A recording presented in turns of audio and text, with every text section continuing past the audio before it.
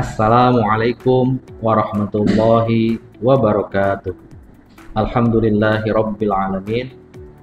Arsala rasulahu bil huda wa dinil haq yudhiru 'ala dini kulli wa kafa billahi syahida. Asyhadu an la ilaha illallah wa asyhadu anna Muhammadan abduhu wa rasuluh. Allahumma shalli ala sayyidina Muhammad wa ala ali sayyidina Muhammad. Rabbi shrah li sadri wa yassir li amri wahlul 'uqdatam min lisani yafqahu qawli, amma ba'd. Pertama-tama marilah bersama-sama kita panjatkan puji dan syukur kehadirat Allah Subhanahu wa taala, Tuhan yang Maha Esa, atas segala nikmat, karunia dan inayahnya kepada kita, terutama nikmat iman dan Islam, nikmat kesehatan dan kebaikan-kebaikan lainnya yang kita miliki sampai hari ini. Salawat dan salam semoga selalu terlimpahkan kepada junjungan kita Rasulullah Muhammad Sallallahu Alaihi Wasallam, dan semoga kita semua mendapatkan syafaat beliau fiddin wa dunya hatal akhirah. Allahumma amin.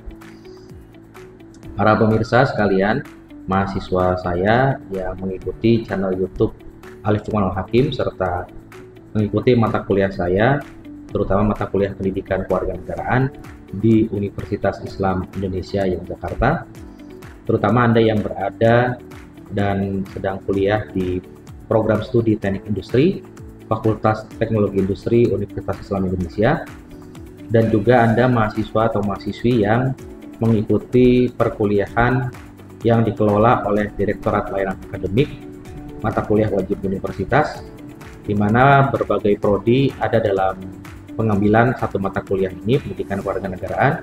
Di dalamnya ada prodi psikologi, ada prodi ilmu komunikasi, ada prodi hubungan internasional, ada prodi statistika, prodi pendidikan kimia, ya, prodi farmasi, prodi hukum, ya, dan sebagainya, prodi kedokteran, prodi teknik mesin, ya, itu ada dalam satu atau dua mata kuliah, dan Anda secara multidisiplin bertemu dalam satu mata kuliah yang sama, yaitu pendidikan kewarganegaraan.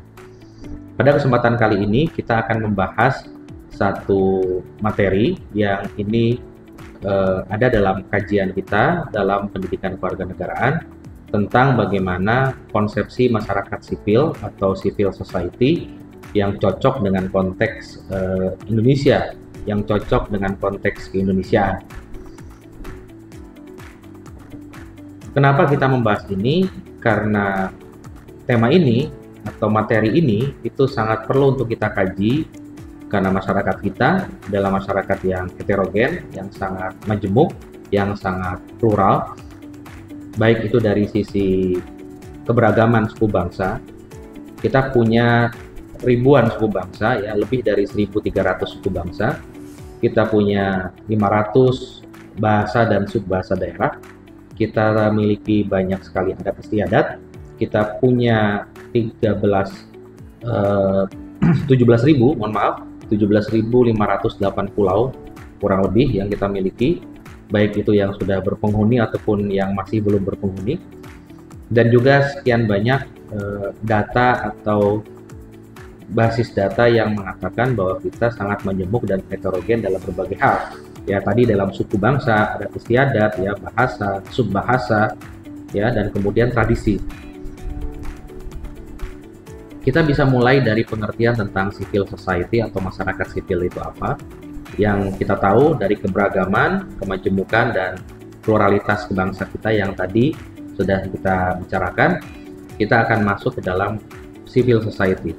Masyarakat sipil atau civil society adalah kelompok-kelompok sosial yang berada di luar struktur pemerintahan dan juga pasar, yang berfungsi sebagai wadah partisipasi warga dalam mengontrol dan memengaruhi kebijakan publik. Nah, masyarakat sipil atau kelompok-kelompok sosial yang berada di luar struktur pemerintahan dan pasar ini kan terdiri dari beragam keberagaman tadi, ya. Itu menjadikan kelompok-kelompok sosial di Indonesia itu terdiri dari ragam etnis, ragam budaya, ragam suku bangsa, ragam bahasa, dan bahkan ragam subbahasa daerah. Dan yang ini membedakan konstruksi masyarakat sipil kita dengan konstruksi masyarakat sipil di negara-negara lain, terutama di belahan Eropa Barat, Eropa Utara, dan juga Amerika, seperti itu. Nah, Masyarakat sipil itu mencakup organisasi non-pemerintah atau NGO, non-governmental organization seperti itu.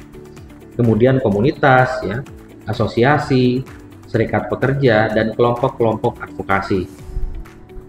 Sekali lagi, yang termasuk dalam kelompok-kelompok sosial yang berada di luar struktur pemerintahan dan pasar ini, dengan contohnya yang tadi saya sebutkan, NGO, komunitas, asosiasi, serikat pekerja, dan kelompok-kelompok advokasi, itu di dalamnya itu sangat mungkin dan memang itu terdiri dari beragam etnis tadi, suku bangsa dan bahasa serta subbahasa daerah, adat istiadat dan tradisi tadi. Ini yang menjadikan karakteristik civil society Indonesia itu berbeda, ya. Modal sosialnya berbeda dari karakteristik dan juga bentuk masyarakat sipil yang ada di negara-negara Eropa dan juga Amerika.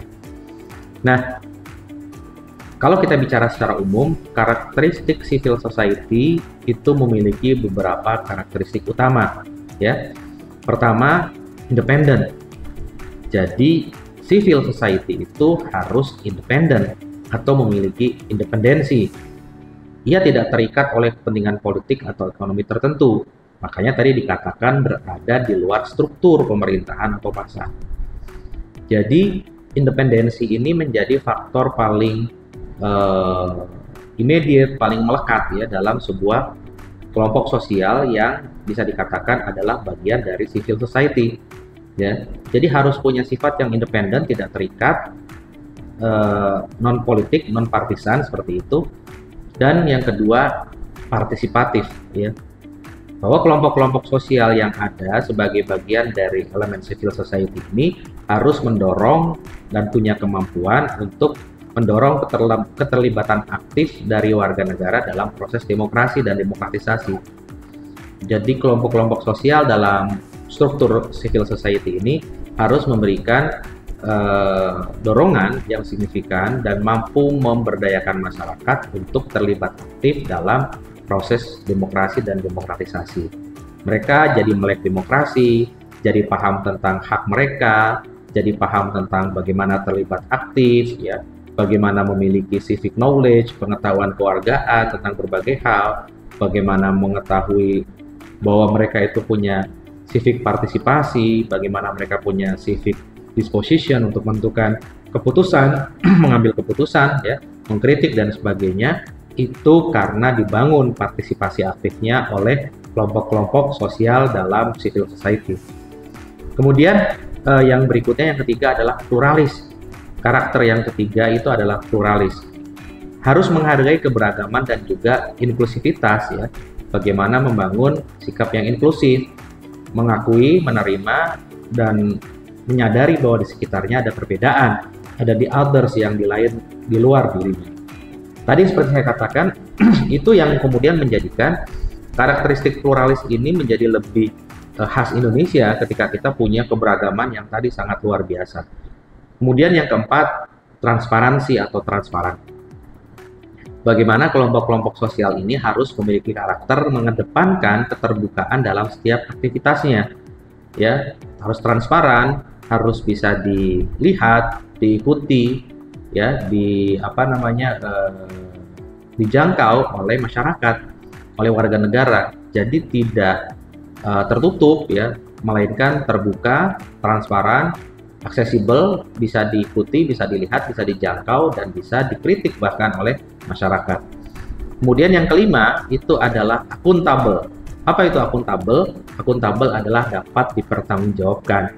Segala halnya, terutama itu kegiatan, ya, aktivitas dan sebagainya, itu bisa dipertanggungjawabkan secara publik. Jadi ada akuntabilitas, ada accountabilitas seperti itu. Accountability, ya. Jadi bertanggung jawab atas tindakan dan keputusan yang diambil, ya. Ada kemudian pertanggungjawaban publik terhadap banyak tindakan dan keputusan yang sudah diambil. Nah, apa sih peran strategi civil society dalam demokrasi, terutama untuk konteks Indonesia? Civil society memiliki peran strategis dalam memperkuat demokrasi, antara lain, pertama, kontrol sosial atau social control. Jadi, civil society itu mengawasi jalannya pemerintahan dan berupaya untuk menekan praktik-praktik korupsi. ya. Jadi bagian dari penguatan pendidikan anti korupsi juga ini di langkah berikutnya. Kemudian yang kedua, pendidikan politik agar masyarakat tidak terjangkit atau mengalami political illiteracy atau dibutakan secara politik atau buta secara politik. Jadi pendidikan politik sebagai peran strategis dari civil society adalah meningkatkan kesadaran politik dan partisipasi warga negara agar mereka melek politik, agar mereka tahu kebijakan, agar mereka tahu hak-hak mereka, agar mereka tahu bagaimana mengkritik, ya, menggunakan saluran-saluran kanal-kanal demokrasi untuk menyampaikan aspirasi dan bahkan kritik atau penolakan terhadap sebuah kebijakan yang tidak sesuai dengan kepentingan masyarakat misalnya. Kemudian yang ketiga, peran strategi civil society yang ketiga adalah advokasi kebijakan. Kelompok-kelompok sosial dalam civil society itu harus mampu memperjuangkan kebijakan yang berpihak pada kepentingan publik. Sekali lagi, berpihak pada kepentingan publik, tidak pada kepentingan pribadi, golongan, atau kelompok. Yang keempat, mediasi konflik. Peran strategis dari civil society dalam demokrasi, terutama konteks Indonesia, yang keempat adalah mediasi konflik.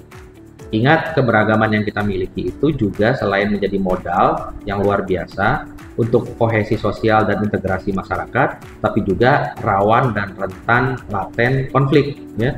Oleh karena itu, kelompok-kelompok sosial dan juga peran strategi civil society adalah sebagai mediator dalam konflik sosial dan politik jika itu terjadi. Tentu mediator sifatnya harus adil, ya, dan tidak berpihak.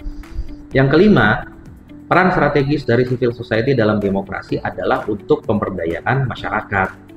Ya, jadi bagaimana memberdayakan masyarakat untuk lebih berdaya, punya kemampuan, mampu untuk melihat problem dan juga mengatasi problem. Ya, dalam arti lain, pemberdayaan masyarakat guna atau untuk meningkatkan kapasitas dan kemandirian warga negara. Ini yang penting. Apa saja tantangan civil society di Indonesia agar kemudian kita bisa mengatasinya dan penerapan civil society yang cocok bagi konteks Indonesia bisa kita dapati, konsepsinya seperti apa. Jadi tantangan civil society di Indonesia yang pertama adalah meskipun memiliki peranan penting, civil society di Indonesia menghadapi berbagai tantangan. Pertama, intervensi politik. Ada tekanan dari pihak-pihak yang berkepentingan secara politik untuk menjinakkan atau mengkooptasi, ya, kelompok-kelompok sosial dalam civil society. Yang kedua, adanya keterbatasan sumber daya, minimnya dana, ya, dan fasilitas untuk menjalankan program bagi kelompok-kelompok sosial tersebut, bagi NGO atau LSM tersebut. Jadi ini masalah klasik yang sudah terjadi sejak dulu, yaitu masalah keterbatasan sumber daya, terutama dana dan fasilitas. Yang ketiga, tantangan civil society yang ada di Indonesia adalah kurangnya kesadaran. Rendahnya kesadaran masyarakat tentang pentingnya partisipasi. Kelompok-kelompok sosialnya sudah ada, non-governmental organization yang sudah ada, LSM yang sudah ada, tapi masyarakat masih kurang sadar tentang pentingnya keterlibatan aktif, partisipasi aktif dalam kelompok-kelompok sosial tadi. Nah, ini yang kemudian perlu selalu didorong oleh civil society yang ada, komponen-komponen yang ada untuk selalu mengingatkan dan membangkitkan kesadaran publik dari masyarakat akan pentingnya partisipasi mereka dalam setiap penerapan kebijakan, pengawasan kebijakan, dan juga upaya untuk mensejahterakan masyarakat. Yang keempat, tantangannya adalah fragmentasi, ya, atau adanya perpecahan, atau adanya kutub-kutub, ya, fraksi-fraksi yang ada, ya, terpecahnya civil society dalam berbagai kelompok yang kurang terkoordinasi. Jadi ada subordinasi, ada ketidaksinkronan dalam koordinasi antara berbagai elemen kelompok sosial atau civil society tadi. Ini bisa diakibatkan karena tadi intervensi politik dan juga keterbatasan sumber daya dan sebagainya. Tapi ini bisa kita atasi ketika koordinasi dan juga, ya, meyakinkan masing-masing elemen untuk tetap berada pada garis yang sama, yaitu upaya untuk mendekatkan pelayanan publik, ya, mensejahterakan masyarakat dan memberdayakan masyarakat menjadi tujuan utama dari adanya kelompok-kelompok sosial dalam civil society. Kemudian yang kelima, adanya regulasi yang ketat. Kebijakan pemerintah yang membatasi ruang gerak civil society ini menjadi dilema satu sisi, ya, karena masyarakat yang ada dalam civil society kemudian ruang geraknya jadi terbatas.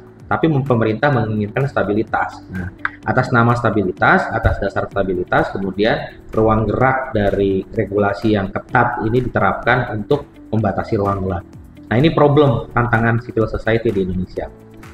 Lantas, kira-kira model civil society seperti apa yang sesuai dengan nilai-nilai Pancasila dan budaya lokal? Dengan kata lain, itu cocok dan sesuai dengan konteks keindonesiaan. Yang pertama, untuk membangun civil society yang kuat dan sesuai dengan konteks Indonesia, diperlukan model yang mengintegrasikan nilai-nilai Pancasila dan budaya lokal. Beberapa prinsip yang bisa diterapkan adalah pertama, gotong royong. Ini yang sudah mulai hilang dan perlu untuk kita revitalisasi, untuk kita perkuat kembali. Bagaimana gotong royong itu mampu untuk mengedepankan dan juga membangun kembali semangat kebersamaan dan saling membantu, terutama di antara elemen-elemen civil society yang ada dengan beragam tantangan tadi. Yang kedua, musyawarah. Jangan sampai ditinggalkan musyawarah ini atau bagian dari kesepakatan bersama itu dibangun dalam fondasi musyawarah. Yang ini mengutamakan dialog dan konsensus dalam pengambilan keputusan. Ini yang mulai hilang dan harus kita sekali lagi revitalisasi, kita perkuat kembali untuk kemudian makin memperkuat keberadaan civil society di Indonesia. Yang ketiga, keadilan sosial. Bagaimana kemudian memperjuangkan kesetaraan dan keadilan bagi seluruh lapisan masyarakat itu harus menjadi common denominator, alat pemersatu, menjadi kacamata bersama, ya, optik bersama untuk mewujudkan hal-hal tersebut. Makanya model civil society yang sesuai tujuan akhirnya adalah bagaimana mewujudkan dan memperjuangkan kesetaraan, keadilan bagi seluruh lapisan masyarakat. Sebagaimana kita ingat, Pancasila terdiri dari 5 sila. Sila pertama itu ketuhanan yang Maha Esa, dan sila kedua kemanusiaan yang adil dan beradab, itu adalah dasarnya dari semuanya. Sila ketiga, persatuan Indonesia, dan sila keempat, kerakyatan yang dipimpin oleh hikmat kebijaksanaan dalam permusyawaratan perwakilan, itu adalah caranya atau alatnya, toolsnya. Dan sila kelima, keadilan sosial bagi seluruh rakyat Indonesia, itu adalah tujuan akhirnya. Jadi sekali lagi, keberadaan civil society yang juga membantu peran pemerintah terutama, itu harus mampu punya tujuan bersama. Alat pemersatunya adalah Pancasila, yaitu tujuan akhirnya memperjuangkan kesetaraan dan mewujudkan keadilan bagi seluruh lapisan masyarakat. Yang keempat, jangan lupakan kearifan lokal. Karena kita punya keberagaman yang sangat luar biasa tadi, yang inheren melekat dalam kondisi masyarakat kita juga punya bakat banyak sekali local wisdom, ya, genius loci yang sangat banyak. Kita harus menghargainya dan memanfaatkan nilai-nilai budaya yang ada untuk makin memperkuat keberadaan dari civil society. Yang kelima, jangan lupakan religiusitas atau nilai-nilai religius. Karena bangsa Indonesia, sila pertama jelas ketuhanan yang Maha Esa, dan kita adalah bangsa yang mengedepankan aspek dimensi religiusitas dalam kehidupan sehari-hari. Kita perlu untuk selalu menjunjung tinggi nilai-nilai agama dalam setiap aktivitas. Ingat Tuhan, ingat moralitas, ya.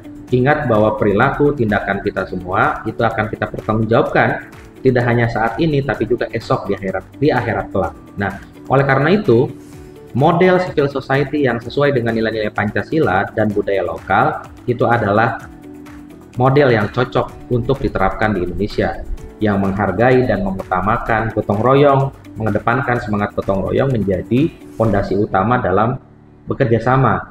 Yang kedua, mengedepankan musyawarah dalam pengambilan keputusan. Yang ketiga, mengedepankan keadilan sosial sebagai tujuan bersama yang hendak atau ingin dicapai.